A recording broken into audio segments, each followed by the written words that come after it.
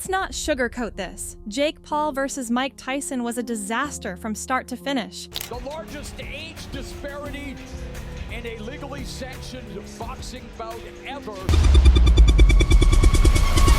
The fight was marketed as a clash between a YouTube sensation in his prime and one of boxing's most legendary figures. Instead, it turned out to be a mismatch, wrapped in bad production, plagued by technical failures, and capped off by a fight that felt more like a glorified sparring session than a real competition. Was this even worth watching? For many fans, the answer was a resounding no. Let's break down exactly why this event left so many people frustrated. I'm gonna upset the world. Buffering issues ruined the night. The streaming was a nightmare. This was Netflix's first ever live sporting event, and it showed. The screen froze constantly, leaving viewers to miss key moments. Imagine trying to follow a fight, and every time a punch is thrown, the stream freezes. That was the reality for most fans watching at home. Buffering during a fight is one of the most infuriating things a fan can experience. You're sitting there, hyped for a big moment, and suddenly the screen locks up. You don't know if a punch landed or if someone got dropped. By the time the stream catches up, the moment is gone. This wasn't just a small hiccup either. It happened repeatedly throughout the event. For fans who paid to watch the fight live in the arena, at least they didn't have to deal with this. But for everyone else, it was a complete mess. Netflix had one job: stream the fight without interruptions. Instead, they delivered an experience that felt like something out of the early 2000s, pacing issues and overblown theatrics. Even without the buffering, the event dragged on painfully. The main card started at 8 p.m. Eastern, but the main event didn't begin until nearly midnight. That's 4 hours of filler content, commercials, overly long commentary, and entrances that felt more like parades than walkouts. Jake Paul's entrance was a prime example of why boxing struggles to connect with modern audiences. He entered with a car, moving at a snail's pace, while the camera crew outpaced it on foot. It was supposed to be dramatic, but it just came off as ridiculous. By the time he finally got to the ring, fans were already over it. Mike Tyson's introduction wasn't much better. The announcer spent what felt like an eternity hyping him up. Fighting out of the red corner, making his way back to the ring, Listing every accolade in his career. Of course, we all respect Tyson. He's a living legend, but everyone already knows who he is. Even Tyson seemed annoyed by the long introduction. Fans weren't there to hear speeches. are you ready to make history? They were there to see a fight. Commercials during a pay-per-view? Really?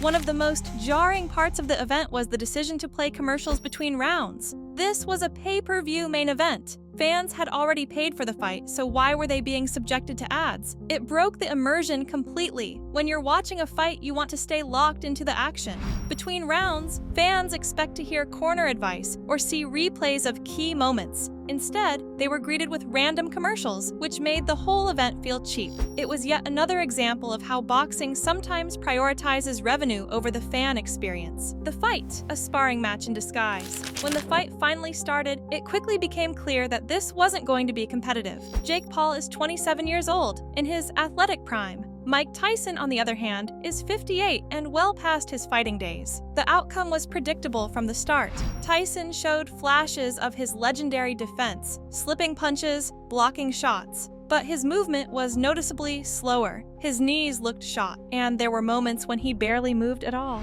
It was painful to watch at times, knowing what Tyson was capable of in his prime. Jake, meanwhile, seemed hesitant to go all out. He landed clean punches, jabs, straight rights, and a few hooks, but rarely followed up with any real aggression. There were several moments where Jake timed Tyson's head movement perfectly, but instead of throwing combinations, he backed off.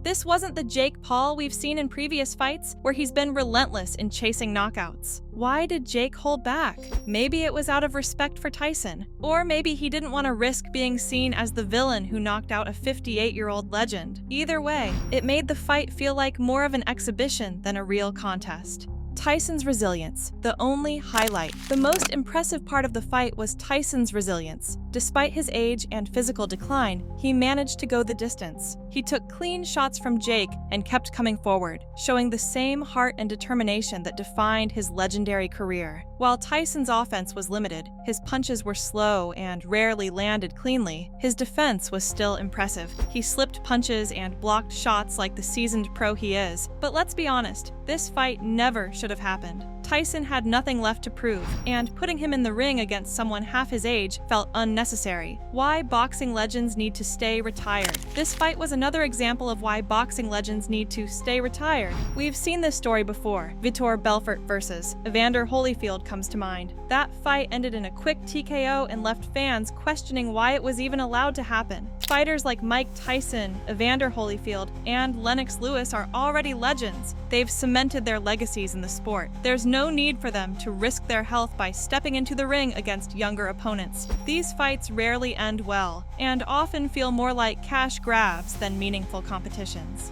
Jake Paul needs real opponents. For Jake Paul, it's time to move on from gimmicky matchups like this. Fans want to see him fight opponents closer to his own age and skill level. His loss to Tommy Fury was a step in the right direction. At least it was a legitimate fight. A rematch with Fury or a bout against KSI would be far more interesting than another fight against a retired legend. Jake has built his career on fighting big names with limited boxing relevance. But if he truly wants to be taken seriously as a boxer, he needs to face real competition. These circus fights might generate headlines, but they do little to advance his career or prove his skills. A circus that highlighted boxing's flaws. From the overblown production to the questionable matchmaking, this event was a reminder of everything wrong with modern boxing. The pacing was terrible, the theatrics were overdone, and the fight itself lacked excitement. Even the referee's warnings to Jake about measuring Tyson with his lead hand felt unnecessary in a fight like this. Compared to the UFC, which delivers fast-paced, action-packed events, boxing feels outdated. The sport needs to adapt to modern audiences, or risk losing even more fans. A lesson for the future. This fight wasn't just a disappointment, it was a missed opportunity. Boxing has a rich history and passionate fan base, but events like this make it hard to take the sport seriously. Promoters need to focus on quality matchups and streamlined events. Fans are tired of waiting hours for fights that don't deliver. What do you think about Jake Paul versus Mike Tyson? Should legends like Tyson stay retired? Or do these exhibition fights still have a place in boxing? And who do you think Jake Paul should fight next? KSI, Tommy Fury, or someone else entirely? Let us know your thoughts in the comments below. Don't forget to like the video, subscribe, and hit the bell for notifications. See you in the next one. I don't know, maybe his brother. You want to fight Logan? Logan, I think he said you might be next. Look, I'll kill you, Mike.